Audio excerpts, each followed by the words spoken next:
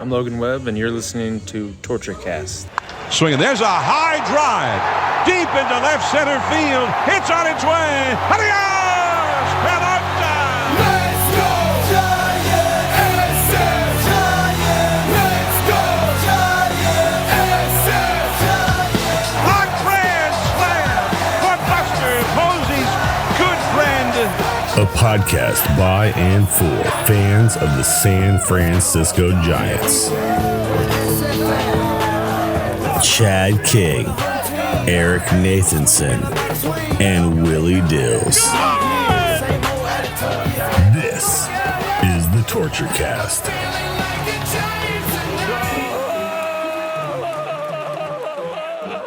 It's Wednesday, August 20th, 2025, and this is episode 322 of the TortureCast, podcast by and for fans of the San Francisco Giants. I'm your host, Chad King. Joining me today, as always, Eric Nathanson. How are you doing? I'm happy to see that it's August 20th. That means the season's only about 6 more weeks, and then we can see a new-look Giants for next year, hopefully. But I'm doing okay. I'm still watching the games, and what can you do? So how you doing over there? Hey, last time we were talking about not trying to be too negative, and we are going to try and find silver linings where we can, but it's limited. It's like searching for a needle in the haystack right now. Gotta be honest. That was a silver lining. The season's almost over. Come on. I really tried hard there. We keep focusing on the rapid drop-off, and it unfortunately, the drop-off is continuing. It doesn't seem to be abating at all. The Giants went 2-4 for the week, and I am including tonight's game as a loss. It could change, but currently the Giants are down 6-1 in the bottom of the 7th, so they only have 2 more at-bats left. So I'm going to go ahead and chalk that up as a loss. So that's 2-4 since we last recorded. You know what? Here's the thing. The Giants, after they had lost 13 of 14 when we recorded last Thursday, that was already a San Francisco franchise record, or San Francisco record. Well, we said if they lose against Tampa Bay, they're going to, make it even worse. And sure enough, they're going to beat that 1940 record. Sure enough, they decided to lose the first 2 to Tampa Bay, making it 15 out of 16 games, Eric. And that tied the ultimate futility in that streak, or in that span of games. And that was the 1901 Giants. I mean, baseball was a completely different sport then. Like, you can't even, it's hard to compare the two because they're so different. So certainly nothing even close to the modern era have the Giants performed so poorly at home over a pretty substantial period of time. I mean, 16 home games usually is taking you about a month of the season, because you're on the road half the time. And it was just awful. They did win the last game against Tampa Bay to break that streak, if you will, but they've still lost 15 out of 17 because, of course, they've started on the road 1-2. They have the 4th game of the series in San Diego tomorrow to see if they can split it before they go on to Milwaukee, one of the best teams in the league right now. So that's going to be rough. But here's what I thought. They're 61-65, obviously 66 after tonight. 11 games back in the West, 6.5 back of the wild card coming into tonight's game. The Giants lost 15 out of 17. Now, I said 16, so let's look at it that way. They lost 15 out of 16 in their horrible streak. Let's just say they still had a losing record in those 16 games. Let's say they went 7-9 instead of 1-15. They would just be a half game back of the wild card. If they were 8-8, even 500, they'd actually be holding the 3rd wild card spot right now. And I think that's what's kind of infuriating and mystifying about all this, because coming into the streak, they were 28-18 at home, and now they're 30-33. That's there's no explanation for that. I don't have one. And to think that if the Giants had just been average or even just slightly below average at home during that span, they would still be in the thick of the wild card race right now, and we'd be talking potential playoffs. And that makes me a little sick in the stomach because, again, I didn't think this team was as bad as they are right now. And certainly if they had just been average at home over the last month, they'd be okay. They'd be in the hunt right now. So it feels like missed opportunities. It just feels like the alternate timeline, they'd be there right now, because this is not normal. This talk about an outlier. It hasn't happened since 1901. Like, this just doesn't happen. This isn't, oh, they're just in a bad losing streak. No, they've never had this before in modern history. So, like, this is not oh, this happens all the time. This happens once a season. No, it happens once every 125 years. That's how often it happens. So, yeah. Sorry. I'm getting into rant territory now. That's not where I'm trying to go. But just as a math guy and like looking at numbers, when I break it down like that, just give us 500 in that streak and you'd be in the wild card position right now. It's just like, it's mind blowing. This is crazy. That 1901 team lost 3 to Philly and then beat the Cubs and then lost 2 more to the Cubs and then lost 1, 2, 3, 4, 5, 6 straight to Pittsburgh at home. I don't know why they were playing Pittsburgh for 6 games at home, but I'm looking at the schedule and it's weird. Like they would play Brooklyn at home one day and on the road the next day. So, scheduling was obviously different in 1901. But to ever be talked about in those kind of terms is crazy. And you're absolutely right in the what if game. Being 28-18 at home at one point, they're at 500 on the road. So that means that they were basically 10 games over 500. So if you talk about your math right there, then they'd be what? 7 games over 500? 6 games over 500? And like you said, they'd actually be in the race instead of this 61-65 and totally just downtrodden and no positives in sight. But I mean, it's just the frustrating part is just that they can't seem to hit the ball. I was so embarrassed on Sunday watching the game. They won. It was fun. They needed a day like that. But Kruk and Kipe are forcing it so much. They're like, maybe this will give them some momentum heading into the San Diego series. Maybe they can get back into the wild card race. And it felt embarrassing. It was like, no, none of that's going to happen. I get that they won on Monday night over San Diego, but they barely hung on to do that. They scored 4 in the first, and then they didn't do a damn thing the rest of the game. So it's just a bad baseball team right now, and it's frustrating to see because as we've talked about, there is talent there. But, I mean, when you're missing guys like Chapman right now, and you have other guys underperforming, this is what you're going to get. And we're going to get into it a little bit about the leadership of this club and what's been going on. But that just, they seem rudderless. They absolutely do. They are drifting out to sea right now. And it's a shame because, like you said, all they needed was a few different breaks or a few different games to go their way, and they'd be on the right course. But instead, they're just dead adrift. It's interesting.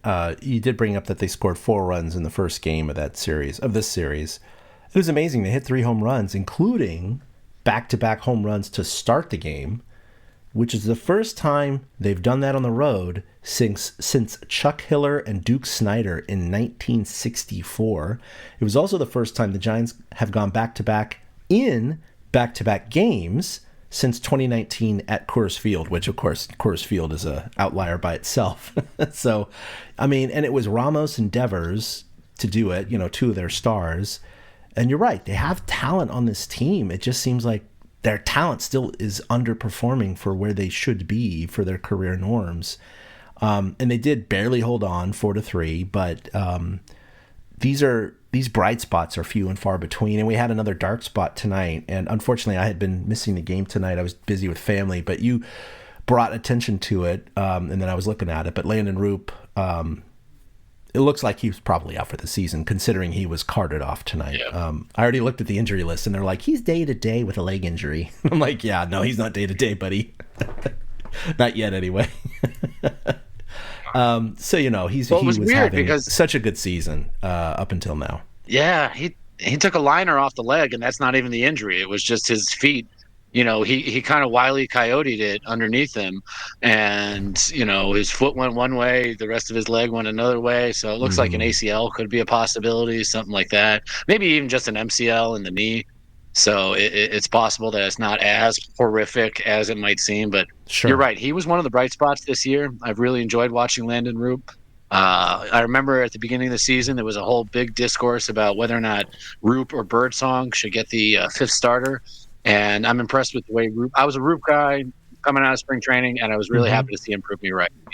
He's finishing with he gave up 5 runs tonight, which isn't going to, is not going to help. But I mean, an ERA of 3.45 heading into this game, in 104 innings pitched. So yeah, he I was think, having I think a decent year. he's going to end the season at 3.8, which of course, like you said, it's 5 runs tonight, but still overall, just a fantastic year for him. And you hope that it's not a major league injury, because if it is something like an ACL, that's like 9 to 12 months kind of thing. So he would be out for the beginning of next season and probably wouldn't even be back till the All-Star break or later. So yeah, that's the rough part about it, is that it's not an injury for the rest of the season. It could be potentially into half or more of next season, which, the Giants need him. They've gotten rid of some of their pitching depth. They're developing others, and we'll see what happens. We'll talk about that in the offseason. But one thing I wanted to bring up was a little bit of what happened last week. We talked about Heliot Ramos and his, base running blunders, and I had the audio clip of him throwing it into the ground, and we talked about that and laughed a little bit. Just kind of a metaphor for the Giants season. And let's see, I'm going to bring up the article here. One of the things I had talked about is, just in our eyes, in my eyes, I should say, my opinion, and in the opinion of some Giants fans, a lot of Giants fans, Bob Melvin has a great track record, obviously. He's been managing for over 20 years. He's never won the ultimate trophy, but he's always been considered a player's manager and a very good manager. But we've had some issues with him in the way he manages the bullpen, number one. But number two, in this horrific streak they've had over the last 6 to 8 weeks, he never seems to change his demeanor. He doesn't seem to be lighting a fire under their ass. Now, we talked about how, like, in Major League, he did that. The manager, whatever his name was, the rough Lou Brown talking kind of guy, yeah. And we're wondering if he was flipping spreads behind there, but we hadn't heard of anything. And an article came out, and primarily it was addressing what Heliot Ramos said.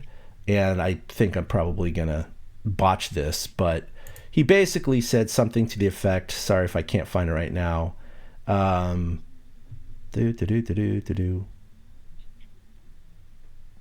Yeah, this is Heliot Ramos. Outside people don't know anything, he said. That's the type of person he is. That doesn't mean that he's not a great manager. When we were winning, everybody was on our side. Now it's like all the fans are against us and all that. I don't get it. We're here and we know what's going on. We know what we're feeling. We know what we're working for, but fans are going to be fans. We can't do nothing about it. And that really caused a lot of ire amongst Giants fans. And the social media backlash was really, really strong, because people were like, oh, really? Throwing the fans under the bus, basically. He later came out and clarified his comments, saying, no, I was just defending Bob Melvin, basically. And, Logan Webb said some good things here. Saying everybody in here has each other's backs, coaching staff. The chefs root for us, right? The entire place is trying to do their best and trying to win.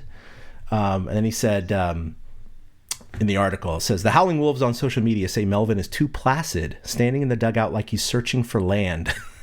Yell at someone, kick a Gatorade cooler. The bullpen phone hanging in the dugout isn't going to rip itself off the wall. And this is the kind of stuff I was bringing up last week.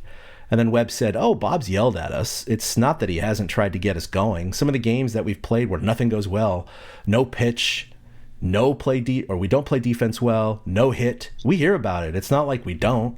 Not like he's saying, that's okay. That's not what's happening in here. Bob expects us to play a certain brand of baseball, and we just haven't done it, plain and simple. Logan Webb might be just saying the company line, and he is a player's manager. Maybe the players dig this. Maybe they don't care that he's not yelling at them. Maybe they like that. I don't know. They respect him. I'm sure of that. But I don't think they're going to, and correct me if you have a different opinion, or let me know if you have a different opinion. I don't know if Bob Melvin has done much more than maybe yell a couple of times, but not really lit that fire under their butts. But at the same time, they're not going to say that he doesn't yell at them. And they're not going to say that he's not a good manager, because they like playing for the guy. Maybe they feel like they're treated like adults. I don't know. But a similar issue happened with Gabe Kapler, if you recall. He wasn't lighting fire under their butts. He would just kind of come in. They had the card games going on, which, by the way, Logan Webb was part of those games, remember? And there just seemed to be a laissez-faire atmosphere in the locker room. When I was still covering games there during their, kind of bad stretches of 22 and 23, and 23 is when the card game thing was happening. I was in there when the card games were happening, and it was really weird. It was after a loss, and I came down there into the clubhouse, and there they all are just, joking and laughing and screaming and yelling, playing. It was like Filipino dominoes or something like that, or cards. I can't remember the game, but it just didn't seem like there was much of an issue with another loss. You know what I mean? And that was one of the criticisms of Gabe Kapler. Anyway, I just don't think that the Giants players necessarily dislike Melvin. They probably like him a lot, and they're not gonna say anything bad about him. Well, I think it's a combination. First, to address Ramos's statement, I didn't really take umbrage to it. I've joked around about it. Like Monday night when there was the whole, was he interfered with by a fan or was he not? It was the day, it was the day that the quotes had come out. So it was like funny. I was like, oh, Ramos is now pissed off 2 fan bases. Let's see if he can go for the whole league by the end of the year. But, I get what Ramos is saying, and I think that Kapler lost the clubhouse. That he completely did. They just didn't respect him. But I think the players respect Bob because they think they're supposed to respect Bob. I mean, the man has been a manager since he was 41 years old. He's now 63 years old. He's old enough to be most of these players' fathers, except for Verlander. He really is in that position. So I think that they respect him because they think that they're supposed to respect him. I think it's that kind of a mentality because he hasn't proven anything to get that respect. I mean, I'm sure that the guys feel like they've been put in positions to win and they're just not coming through and stuff like that. But his guidance is falling on deaf ears, if there is any guidance. I know Logan's going to stick up for him. In that same article, it talked about how Logan basically called out Kapler in the media towards the end of the season, and then Kapler got fired, talking about losing the clubhouse type stuff. And he's defending Bob here, so it's a little different. But, Gabe's a lot younger, and he was, more recently out of the league. And it was, he tried to have a different relationship with the players than I'm sure Bob does. And so I really think the respect that Bob has, quote unquote, earned just comes because he's gotten old. He's 63 years old now. He's been managing for 22. This is his 22nd season managing. So the players are like, oh, that must mean he's a good manager and I should listen to what he has to say. But in 2022 and 2023, he had stacked San Diego Padres teams and he wasn't able to do anything with them in the playoffs. I mean, he won one series. I think they did beat the Dodgers in 2022 in the first round and then lost in the next round. But the following year, they went 82-80 when they should not have. And so I think that that's part of what it is they just think that they're supposed to respect him. So they do. Never mind the fact that he's on his 5th team. To me, that's also a red flag. There's not the old adage, it's just he's a retread. When the Giants hired him, he was a retread. It was not a fresh new face. And the reason that they hired him was because he was a retread, because they tried to go with the fresh newer face with Gabe Kapler, be like, oh, he got a raw deal in Philly, but Gabe will be fine here. He wasn't. So they felt that they had to go back to the Bruce Bochy type fatherly guiding hand. And I think that we're just seeing, I understand that the players want to back him up and say that he's done all the right things, but I think we're seeing the results of it. 63 years old, no offense to the older guys, it's not every year Jack McKeon is going to get hired midseason and win a World Series, for the Florida Marlins. And I think that that's part of it. I think he's a little out of touch. I think that the players don't want to recognize it because they're going to say the things that they think they should say. And, I respect Ramos for coming out like he did. He, in essence, was swinging at the fans, and I get it. He is in the room. We are not, so we cannot speak to it. I totally understand that. But the results on the field are showing otherwise. And I think that that's what it all boils down to. And I mean, here's the question. If Bob Melvin were to be fired at the end of the season, do you think there's another team out there that would give him another chance? Because I sure don't. I think eventually, yes. Maybe not right away, but I do. I think assuming he wants to, of course. I do. I think there's going to be 1 out of 30 teams that's going to want him, just for his, longevity and his knowledge of the game. I know it hasn't necessarily translated for the Padres when they were stacked, and certainly not now with the Giants. Just to be fair to Ramos, I read his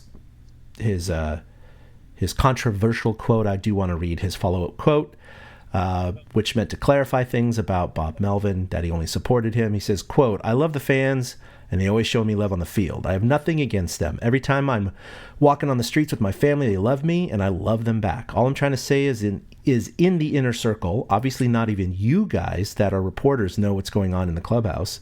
All I want to say is that Bob is a great manager. I'm just trying to have Bob's back. I'm just trying to always support him. The fans, like I said, I love them. I have nothing against them. But at the end of the day, what we have in the clubhouse, nobody knows about it. The way we're feeling in the inner circle, nobody knows about it. That's all I was trying to say." I get it. I think there's a little bit of damage control there too. I really do. Yep. I think there's always, when you always have a potential secret to it's like a trump card. Sorry, pardon the political reference. That's not what I was trying to do. Don't want to get political. Even though there are some parallels here, which I won't go into. When you have, you see where I'm saying. Yeah. Oh, yeah. Oh, yeah. When things are not necessarily known to everyone and are not transparent to everyone, you can hide behind that, even if it's not true. So they can hide behind the fact that, yeah, the reporters and the fans are not in the inner clubhouse. They're not in the showers. They're not where the spread is. They're not, back behind the scenes where the reporters don't see. So you could always say that. That's my point. It's like, all right, well, any player could say that. It could be true, but it might not be true. You might just be making it up. So what if there is, some issue going behind there? We just don't know. So we have to take Ramos for his word and just go with it. But, I don't know if I necessarily like a player saying, only we know what's going on. You guys have no idea. So back off, basically. Especially the singular player who is an idiot on the base pass sometimes, who does not hit the right cutoff man at other times. It's frustrating to have a guy like that who has made probably the most stupid mistakes on this ball club this season be the one to say that. Like, it's one thing if Matt Chapman or Logan Webb says something like that. It totally is. But for Ramos to come out firing like that, I think that's what kind of rubbed me the wrong way. Is like, seriously, bud, you, the guy who didn't know the infield fly rule, like, I really, your opinion does not mean much to me right now. And I love Ramos. I had called him my guy for a long, long time. But, not even these last few days, the way he's acted this season has kind of backed me off of that a little bit, because he's shown himself to not be the I don't want to say not the brightest player, but he doesn't seem to have the knowledge. No. And that's a lot of that's coaching, which is what's weird about it. So he's backing up his coaching staff and his manager when he's the one doing dumb shit. And so that's what I can't totally connect there, and why, like, you're right, there was damage control that was done and stuff like that. I don't want to run Ramos out of town by any stretch of the imagination. No. I think he can be a productive major league ball player, and he is a productive major league ball player. But, for him to be the one that, called it out, you're reading the quote. He's like, every time I'm walking on the streets with my family, they love me and I love them back. And all I can think is, did you get to the stoplight and make a wrong turn with your family? Did you cross against the road and have to dodge the cars? Because that's just how you are on the base paths.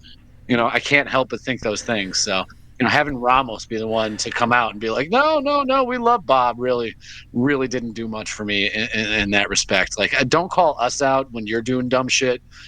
It just doesn't seem like. You brought up a couple of great, the one where he threw into the ground in left field. We all have those days, right? That was a physical thing. Happens. It just happened. So I'm not going to get on him about that. But I certainly will get on him for the infield fly rule with a ground ball to the left side of the shortstop running to third base. He's done a whole multitude of things like that, missing cutoff men. And that's where you show the lack of baseball IQ. It just plainly is. I'm sorry. That is a lack of baseball IQ. Those are the things that was always allowed to yell at my players in Little League about. This is a dude that's been playing ball his entire life, and he still doesn't understand the infield fly rule, at least not in that moment. But you always need to be situationally aware, right?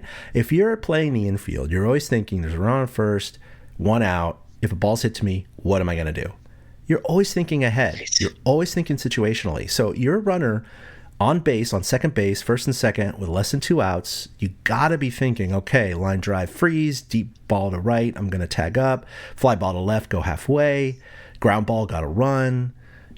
Infield fly, I mean, you just know what it is. It's like, just stand on the bag, because it's going to, if they even drop it, who cares? Especially if you hear the umpire screaming, infield fly, batter is out if fair. I mean, that's you. They literally told you that rule is in effect. You don't have to move. It's something you I'll never have forget to it. He think broke about. from the bag because the ball was dropped. He broke from the bag thinking he had to run, and that still drives me nuts. It's such a simple rule. Like, it's so funny. Like, I remember back in the day when we were kids, like, the infield fly rule was like kind of that barometer test between you and some other teammates and friends on how well somebody understood baseball and stuff like that. But it really is a simplistic rule and makes a lot of sense because, because the go for it. Well, I was going to say the defense could drop the ball and turn a triple play in that moment if they want to, and that's why the rule was instituted. That's the entire reason the rule was instituted. And there's that classic video I'm sure you've seen come up from time to time with the Barry Bonds era and Marquise Grissom, where Barry Bonds skies a ball in the infield and it's dropped, and Marquise Grissom breaks from third. Well, I should say he was already like halfway down the line. And he keeps coming, and the pitcher flips it to the catcher, and the catcher steps on home plate. I guess it was a little after that. That's right. I'm sorry. I forgot about that. Marquise goes back to third. They drop it. He breaks. Yep. They pass the ball to the catcher. The catcher tags home, starts walking away. Marquise waits, goes, streaks behind the catcher and scores. And John Miller's calling it. And John Miller knows exactly what is happening. Like, he calls it to a perfect tee. But basically, who was it? Who was the other team? Because their manager was yelling, screaming at him. It was Frank Robinson. That's right. It was Frank Robinson and the Expos. And he is yelling. And, of course, at first you think he's yelling at the umpire. No, he's yelling at his players. Because Frank Robinson is smart, and he knows exactly what Marquise Grissom did was completely highly intelligent. He was like, you can run at your own risk, and the force is off because the batter is automatically out. If the batter is out, there's no force. So the fact that they flipped to the catcher, tagging home plate, meant nothing. They needed to tag the runner. And so Marquise saw that, brilliantly streaked for home plate and scored. And the players were all pissed. They were like, no, ump, we tagged home plate. And the ump's like, bro, that's infield fly. He could run at his own accord. You have to tag him. And Frank's just yelling at him. And it's funny because when I see that clip come up on social media, I see all the comments from very low IQ baseball fans. And they're like, I don't understand. They tagged home plate. He should have been out. And people are trying to explain it to him. No, you don't understand. Infield fly rule. Batter is automatically out. If the batter is automatically out, there is no force play. If there's no force play, tagging home plate does nothing. No, but I don't understand. There's bases loaded. All I need to do is tag home plate. No, the runner is out. The batter is out. There is no force because he doesn't need to occupy the next base. Yep. Yeah, it's so funny how some fans just don't understand the infield fly rule. It's for some reason it's kind of like I've seen it too with the home run. Like, for example, if a player in softball or baseball has one of those temporary fences or a low fence, and they jump, catch the ball, flip over the fence, and land in home run territory. And they come out and they're like, oh, he's an out. And then these fans are like, no, that's a home run. The ball went over the fence. The whole body went over. And they're like, yeah, dude, no, that's not a home run. He caught it while parts of his body were in the field. As long as a foot is in the field of play and you catch it, it is an out. Now, if you hopped over the fence and caught it from there, no, of course it's a home run.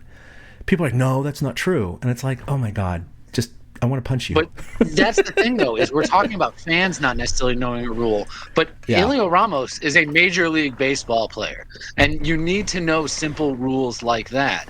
And I think it goes all the way back to Bob Melvin. So if Ramos doesn't know that rule, then what kind of coaching is he getting? What kind of situations are they talking about? The things you talk about, when I get on first and there's one out, I'm thinking to myself, okay, what do I do in this situation? What do I do in this situation? Like, where is that instinct? Where is that thought process It for was the Ramos? same. Why isn't it there? Yeah, when he was on second with no one on first and the ball's hit to the shortstop and he runs to third. I mean, the shortstop is like, oh, well, thank you. Just shoots it over to third and they tag him out. And it's like, thank you for letting us get the lead runner and keeping a force. Like, You're already in scoring position. Yeah, like the stuff he does like that are just, it's infuriating because I'm like, I yelled at my kids when they did stuff like that. I was like, why? The ball's hit in front of you. Never run if the ball's hit in front of you unless it's a force. What are you doing? Like, it's crazy. But I still like the player. He's still a good raw player, and these are things he can correct over time. He can learn, assumedly, and not pull these boneheaded plays anymore. And look, I hope he's good with the fans. I hope the fans are going to be good with him. He definitely has talent. He's been one of their better players over the last couple of years. Defensively, he leaves a lot to be desired, but offensively, he's pretty darn good. So hopefully, he get some better coaching, shall we say. And I'm sure these are the kinds of things that, if they are happening, they're not going to be exposed to the fans. You remember when, and I'm trying to think of exact scenarios, but like, what was it? It wasn't with the Giants, because I know like Devers was going to get trained at first base by Will Clark and all that stuff like that. But in the past, in the major leagues, like with Bryce Harper or whatever, we've seen players like who had struggled defensively, and then they were out in batting practice taking, just, ground balls over and over and over again. And it was kind of like a shaming session in a way. They're not doing that with Ramos, obviously, with fly balls. But and if they are kind of taking him, in the back and going, okay, look, Heliot, this is, you remember what infield fly rule is, right? Okay, here are the situations in which you do not run, like blah, blah, blah. If they're doing that, and hopefully they are actually, yeah, of course they're not going to expose that. Oh, yeah, we had a chat about infield fly rule with Ramos, because that opens up a whole can of, you mean he didn't know that as a major league player? You mean he wasn't aware of those rules? You mean, what are you saying? That your farm system isn't training these players adequately? Yeah. That's why the irony of it all is to have the guy who's made the dumbest mistakes on the team defending management. It's kind of hilarious to me, to be honest with you. It really is. It's like, you're not really in a position to defend these people because obviously they haven't put you in a position to succeed. Yeah. But you do you go ahead and defend them, and as this collapse continues, I assume we're going to have another manager next year. But again, that's something we'll get to talk about in September 30th or whatever the last day of the season is. The odds are definitely increasing to have that happen. Especially if the Giants finish significantly under 500 with a second half collapse like this. This has been pretty brutal. Anyway, Drew Gilbert, he was called up. He, of course, was part of the Tyler Rogers trade with the Mets. He had his first cup of coffee last week before we recorded. He struggled. He was like one for his first 18, but that last game versus Tampa Bay, he did have 2 hits, including his first Major League home run, and that was tattooed. It wasn't a splash hit, but he really got into it. So it was really good to see. He's one of the right field options right now, and we might be seeing more of him. And look, again, we talked about silver linings last week. This is a perfect opportunity. The Giants are going nowhere. They're not going to the playoffs. They got this guy from Tyler Rogers. So, yeah, let's see what he can do. I don't know, give him, 6 to 8 weeks in the majors. And if he absolutely flames out, maybe, you don't rely on him at the beginning of next year and he needs more seasoning. But these are the kinds of things the Giants should be doing, to be quite honest. They don't have many other options. In my who's not list, we have Grant McCray, who's showed signs of and streaks of fire in the last year or two being called up. He's super fast. He's a pretty good defender, but he's also one of their options, but he hasn't really been relied on too much recently. He has 10 strikeouts in his last 20 at-bats and only 2 hits. Not so hot. So I don't know. What are your thoughts on playing Drew Gilbert more, or do you think that's just should be used? He should be used sparingly at this point. Oh, no, I want them to throw Gilbert out there. I don't like that they're platooning him with Fitz, quite honestly. I want to let him play against the lefties. I'm okay with that. Let's see what we got. Grant McCray is definitely not the answer. The guy can fly like the wind, but you have to put the ball in play to fly like the wind. And, Matos, just don't give him the Matos treatment. Don't jerk him around. Don't send him down after a rough week. Don't put him on the bench and not let him hit for 6 straight days. I know. Like, if he's going to be here, put him in the lineup. Like tonight, Fitz started because they were facing a lefty, and I don't think that's necessary. Fitz doesn't need to be in right field. We already know what Tyler Fitzgerald can do, which is not much. So there's no need for him to be in right field. So why not let Goober go out there and do his thing? I don't know if you've noticed that. He's got Goober on his armor. So you got to figure that is some childhood nickname or something like that. I think it's funny, Goober, Goobar. But just throw him into the fire. Let him keep going. And that's actually a topic I feel like we should talk on the next show, is what other guys would we like to see get a chance in September now that the season is totally off the rails. So, I was surprised that they brought Gilbert up so fast, and I'm pleasantly surprised that they have not sent him back down after that rough start. I was really concerned when he was 0 for his first 10, and he finally got that, it was a dying quail of a hit. For his first hit, and his family finally could go home. I was very happy to see that. I was worried, though, that they would send him down and jerk him around, and you might as well just stick him in right field. There's no reason to be platooning when you're 4 games under, about to be 5 games under 500, or whatever it is at this point. Just put him out there. Just put him out there. Let's see what he can do. And I like him. He's got good instincts. He is a smart player. There was a play where he got thrown out of third to end an inning a few games back. But I honestly didn't mind it. It seemed like a good aggressive mistake. I understand he was already in scoring position and stuff like that.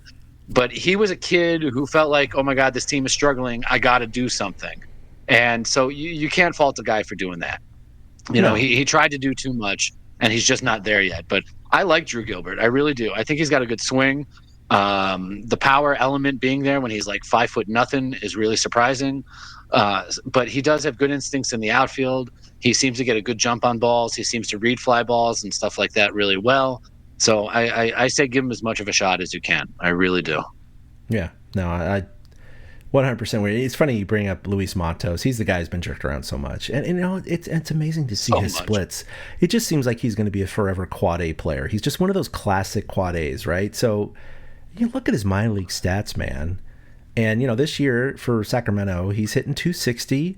He's got 6 bombs in 127 at bats. That's one. It's a bomb every 20 at bats. It's not bad. He's got 5 home runs and 114 at bats at the pro level, at the major league level, which also isn't that bad. But he's only hitting $167, which is crazy. His career minor league stats, he has about 4 times the at bats, roughly, in the minors. He's hitting 288 in the majors. 492 at bats. He's hitting 220. This dude he just can't make that leap. And the good news is that he's only 23 years old. He obviously has been playing with the Giants since he was 16 or something like that. So there's still time, quote unquote, but you do wonder with a guy who's jerked around so much. It's almost like the Giants just get frustrated with him and just toss him back in AAA and then occasionally bring him up, start him once a week, have a couple pinch hits and then send him back down. And he's just not getting that regular look. And maybe he's one of those guys they need to do that again. I don't know, Eric. I don't know if they bring him up and just say, you're playing every game. Let's just see what you can do for 8 straight weeks, 6 straight weeks. I don't know if that's the answer or not, but why He's not? a trade candidate at this point, I think. Yeah, I really think Matos is the kind of guy that could do with a new surroundings type change of scenery. atmosphere. Yeah, it's true. Might be right about that. He's just one of those guys. The man we won thought Player he was of the next Week last coming. year for a week. Mm-hmm. Right. He won Player of the Week in the NL, not Rookie of the Week, Player of the Week in the National League for a week last year. So he's shown signs of what he can do. I just hate the way they treated him, and I just hope Drew doesn't get the same treatment. I agree. So let's talk about who's hot.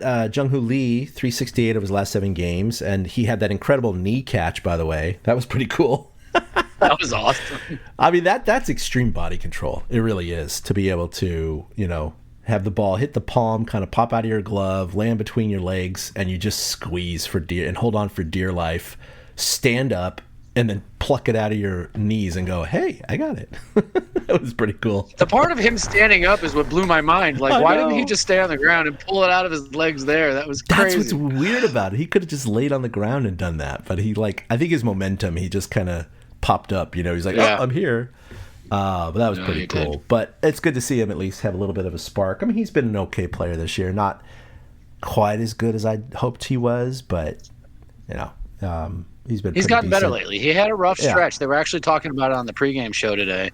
Wotus was talking about how Lee has started to go to left field a little bit more. He has. He's going to left more. He's hitting the ball up the middle more. And as you say, he's hit, 368 over his last 7 games. It's showing lately. It really is. Yeah, for sure. He's up to. I mean, he's back up to 262 on the year. It's not bad. Right. I think we were Second pegging on the him, team. I think we were pegging him for a 260 hitter in preseason anyway. That's kind of what we figured. So, yeah, he's right around there. He's got 7 bombs for a light hitting guy, 47 ribbies. Stolen bases, I was hoping were going to be a little higher. He's only got 10, which sadly Still leads leads the the team. Exactly. Giants have the least amount of steals. Fewest steals in all of baseball. And they just played the Rays, who have the most steals in all of baseball. Like, It's pretty insane, right? And then Justin Verlander, who of course had a great game his last game. 2 hits, 7 innings, shutout ball. They still lost. Bullpen gave it up. But he has been a little bit more consistent lately. His last 5 starts, 27 innings, 6 earned runs. That's a flat 2 ERA. But the Giants are 1-4 in those 5 starts. So it continues, Eric. Like, I know they're in an epic spiral for all pitchers right now, so it doesn't matter if you're Verlander or not. But the fact of the matter is, he still, even when he's pitching well, he still can't buy a freaking win. He's got that 1 win this year. That's it. It's still incredible to me. His ERA has lowered from the high 4s down to 4.23. So, I don't know. That's kind of where I expected him. I expected him around a 4.5 for the year, and he's kind of right around that. So, he's serviceable. He's not great. He's serviceable. I feel for him in the sense, like, he definitely should have 5 or 6 wins at least on the year, and he's got 1. But whatever. What are you going to do? Wins are one of those antiquated stats. Yeah, he's got the worst or the second worst run support in all of baseball. So that's part of it. It's not just, I'll never forget Ryan Walker apologized to him early in the year for blowing a game. And it's like the entire team needs to apologize to Justin Verlander for sucking on the days that he pitches. It's really frustrating. Verlander doesn't have the stuff that he once had, but a guy like that can get by. And I didn't realize until you just talked about it, in his last 27 innings, only 6 earned runs. That's pretty good. He has done a lot better. It's just he's stuck on the Giants. How a quarterback might buy his linemen Rolex watches or something like that. Sometimes I've heard of starters buying watches for their bullpen.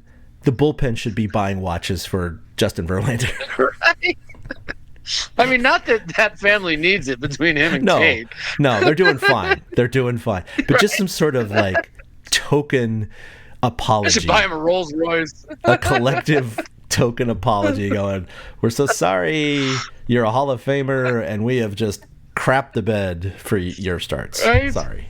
You should be a little closer to 300, which we know you're not going to get to, but nope. I mean, do you think he plays next year? Yeah, I don't know. I think he may hang it up after frustration from this year, and if he ends up with that's why I think he might play next year. Is if he ends up with 1 win, could you imagine? I mean, that's crazy. It is crazy, but he, and certainly his brother, who's his major cheerleader, Ben, they said the goal was 300, and it's like this year has really, it was already going to be very slim chance of reaching that. Very, very slim chance. He was going to have to win 15 a year and play 3 years basically to reach it. So now if he gets 1 or 2 wins this year, he's still going to be 30 something wins short, 40 wins short. Unless he has a couple of 20 win seasons in him. I don't know. I'd want to come back. I would, after a year like this, I would want to come back. Obviously with a different organization, but I would want to come back. No. I think I can confidently say he will not be a Giant next year. This will be a one and done. It would be like when we look back and see that, Oral Hershiser or Darryl Strawberry was a Giant for a year. This will be one of those things. Yeah, Randy Johnson. We'll look back in 10 or 15 years and go, oh, the Hall of Famer Justin Verlander. Oh, yeah, he was a Giant for a year. I forgot about that because it's a very forgettable year. So I wouldn't be surprised. Oh, crap. And then who's not? I already mentioned Grant McCray. You have Casey Schmidt, 1 for his last 11. Tyler Fitzgerald, 2 for his last 15. And then, Randy Rodriguez, I don't know if it's a mental thing since he took over the closer role, but, 6 innings, 5 earned runs, 2 blown saves. I don't know. He just hasn't looked very comfortable out there. He did get the save against the Padres in Game 1, and that went fine. But I don't know. I hope he settles down. Keep throwing him out there. I have no problem with that because they need a closer next year. It ain't going to be Camilo Doval. So, he's obviously a candidate for this. I mean, it doesn't help that Randy's not getting chances either. With the stretch that they're on. The thing with Camilo, just a quick aside, I was watching. I was on social media the other day, and Yankees fans are complaining that Camilo throws too many sliders and not enough fastballs. And I'm like, we've been saying that for 5 freaking years. That's hilarious. Yeah, right. I really always said that. I don't miss Camilo. I really don't. No, it's not stressful when Randy comes in. I don't miss Camilo. I don't even think about him anymore. Like I literally, it's not like, oh, I really miss him. I miss Tyler Rogers. I do. Yes. I don't miss Camilo Doval at all. Even though he has been a good closer at times. I think it's because we're scarred from the 2021 playoffs against the Dodgers in that 9th inning, where he threw like 13 sliders in a row. Like throw a fastball, man. Throw a fastball. You throw almost 100 or over 100 sometimes. Throw a fastball, and it's hysterical to see Yankees fans, just freaking out about the exact same thing that we've hated for years, and like, oh right, not my problem. not my problem. I was wiping my hands of him too the moment I said that. Oh no, for sure. I was looking at his splits right now, and it's pretty crazy.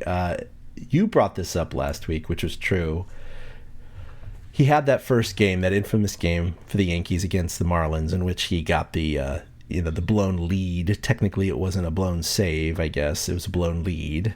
But he came in the 9th inning in a save situation, which I guess is a blown save. It just says here in Baseball Reference, blown lead. Anyway, since then, he has pitched in the 7th and 8th inning, the 6 to 7, 7 to 8, the 8th, the 7th, and the 6th and 7th.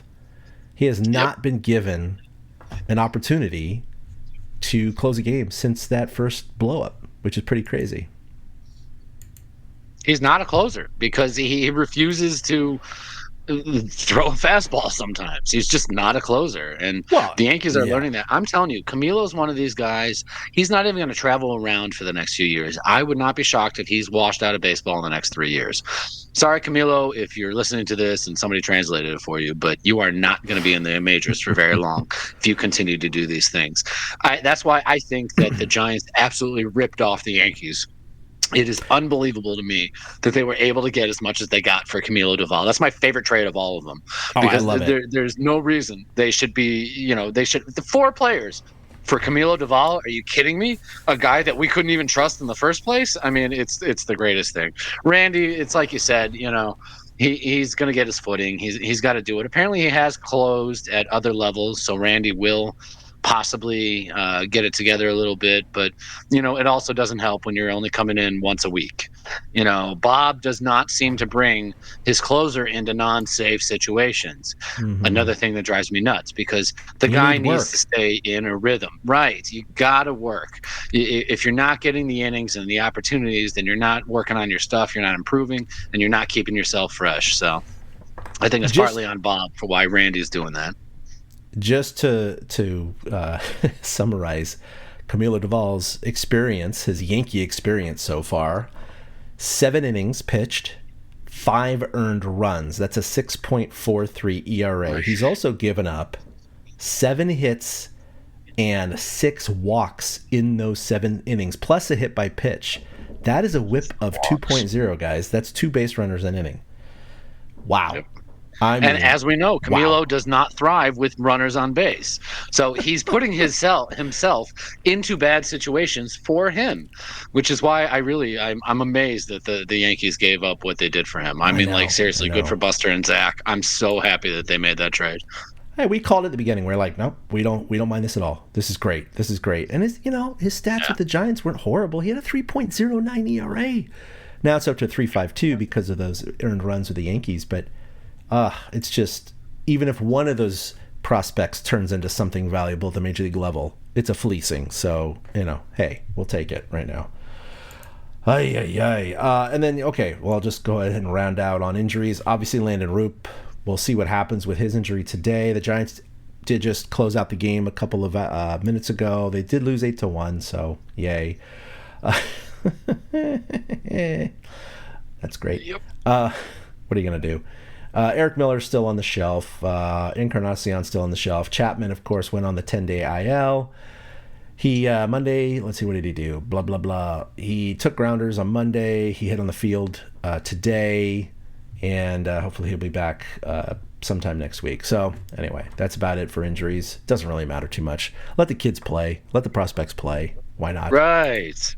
That's where we're at right now. Matt Chapman is not bringing them back to the wild card. So, and then coming up, the Giants have one more in San Diego. Hopefully they can gain a split against the Padres. Then they got 3 in Milwaukee. It does not get any easier. They got an off day Monday, and then they get 3 against the Cubs back at home, where apparently they will never win again, or very rarely. So, and against a good Cubs team. So yeah, Milwaukee and the Cubs are playing right now. And Milwaukee won the first game, and the Cubs won the next 3 games of the series. They have one more game tomorrow. It was a 5-game series because of a rain out earlier this year. Oh, wow. I was going to say, 5-game series? What the hell? Okay, gotcha. Yeah. So the Brewers, I mean, they're going to be coming off losing this series against the Cubs and going home to play the Giants.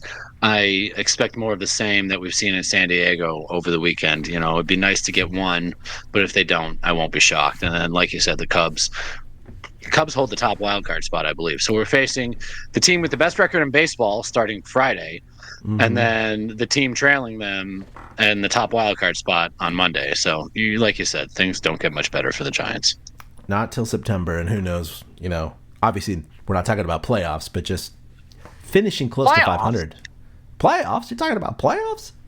At this point, I didn't think 500 was going to be an issue a month ago, but hell, Eric, anything within 10 games of 500 looks kind of iffy at this point. Yeah, it eases up a little bit worried. in September, but this stretch is really what's going to bury them is this stretch right now. I mean, they just lost 2 or 3 to San Diego with 1 more to go after getting swept by San Diego last week. So, we could make the joke, like, it makes sense the better teams are beating them, but I mean, they also, suck against the crappy teams too. So it doesn't help. Like, they're losing 2 or 3 to the Rays was not good. The Pirates sweeping them. Yeah, it's funny because breaking it down by homestand, it really was pretty apparent. They had lost the last 2 of a homestand prior, or at the start of this horrible streak of 15 out of 16. Yeah. They lost Dodgers. 2. Then the next homestand, they lost all 6. Then the next homestand, they won 1 out of 6. And then this most recent homestand, they won 2 out of 9. Right. So, I mean, just absolutely horrific baseball. It's embarrassing at home. Yeah, and it's hard because a lot of people have tickets before this losing streak, so they're going to come to these games anyway. So the numbers have still been good, but it's definitely going to lessen the last-minute purchases going forward for the rest of the season. That's for sure. That's why they have a flash sale on right now. 2 tickets for $18. Yep. I think the flash sale ends tomorrow. They know how to price this dynamically, and dynamically means when the Giants suck, ticket prices drop. I was laughing when I saw that flash sale. I'm like, oh man, they know they're going to be struggling in September to get people in that park. We went over it last week. I looked ahead to the rest of the series they have, and chances are they're not going to sell a lot of tickets. No, not so much. So, well, that'll do it for episode 322. You can follow us always at TortureCast on Twitter, Facebook. Go ahead and like us there. Email us at torturecast@gmail.com. You can follow us individually on Twitter at ChadK21 or at 2OutHits for Eric with the number 2. And by the way, I did resurrect, well, I shouldn't say resurrect, but kind of got the Instagram account flowing and working on all of my handles here and my whatever. So just letting you know out there, we have not really delved into Instagram at all. A few posts from a couple years ago, but I'm going to reignite that. Number one, because, hey, look, Facebook, let's be honest, it's an older person's social media platform. Twitter, X, whatever you want to call it, is just kind of dying on the vine, and it's turned into something that a lot of people don't like, shall we say. So I've noticed a lot less activity on there.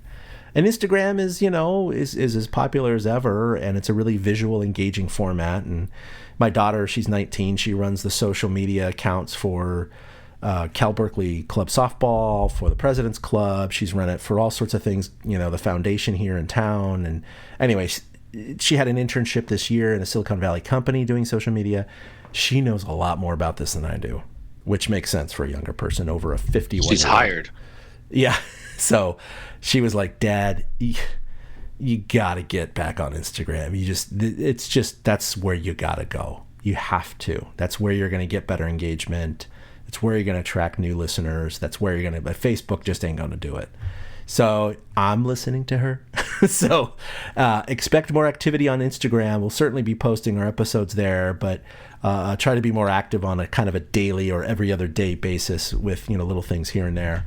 That I can do because I'll have it on my phone and be able to put things out pretty quickly. So if you have not followed us over on Instagram, which most of you have not, looking at the numbers, and you didn't have a reason to, go on over to Instagram, give us a follow. So we'd appreciate that. And we'll get that blooming. But I'm not promising TikTok and doing stupid viral videos on there. Not doing that.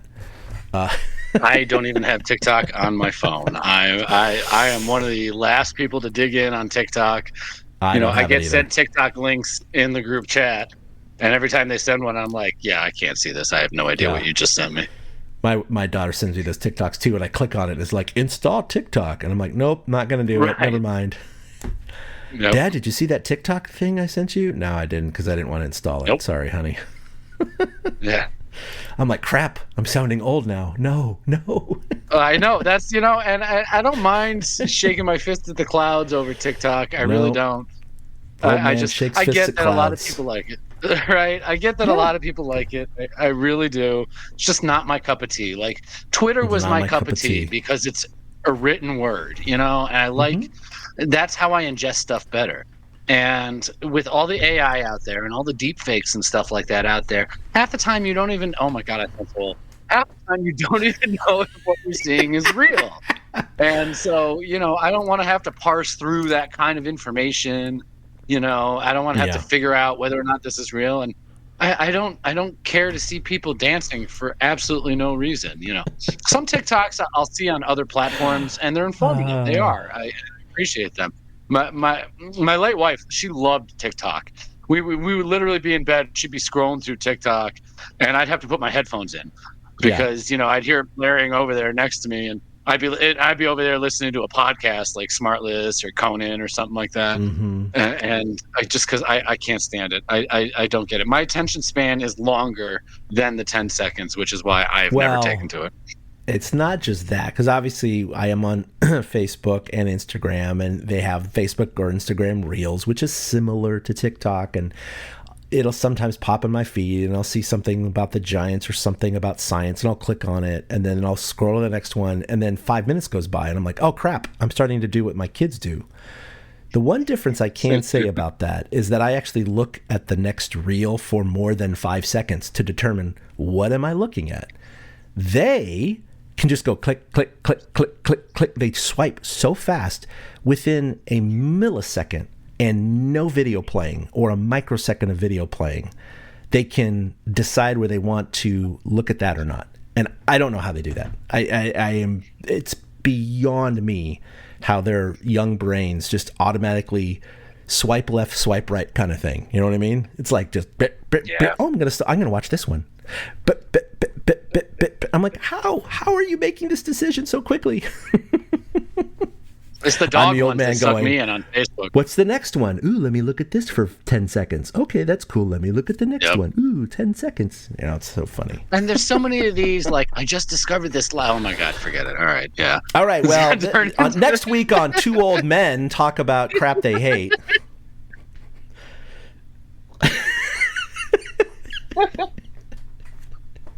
I haven't snorted in a long time laughing. That was good. Damn it, now we got to start that podcast. You know, we'd have a bigger audience What are of the names Giants of the fans. Muppets in the I'm just balcony? saying. Yeah. Yeah, right. We wouldn't be so niche anymore. But No, we we have to wouldn't be be so careful to niche. not enter into that boomer territory. I do not want to be labeled a boomer. We are Gen No, X people. Gen All X, of us on this baby. podcast are Gen X. Yeah, I'm at just the to tail end of clarify, Gen we're X. Gen X guys. I am straight up Gen X, though. I am solidly I in am the from the middle. whatever generation. Yeah. I am from the whatever generation. All right, Absolutely. well, on that note, hopefully everyone hasn't stopped listening many minutes ago. Right. Please join us next week. Oh, love it. All right. Well, for this is Jed signing off. We'll see you next week. Until then, go Giants and get off my lawn. Boom. Oh. A big thank you to everybody for listening to the Torture Cast, the podcast by and for fans of the San Francisco Giants. Follow us on Twitter at TortureCast. You can also like us on Facebook or check out our blog at torturecast.com. I also want to say thank you to Ashcon and Bailey for letting us use their song Feeling Like a Giant for our intro. For Ben Lee and Chad King, my name is Willie Dills saying, we'll see you next time.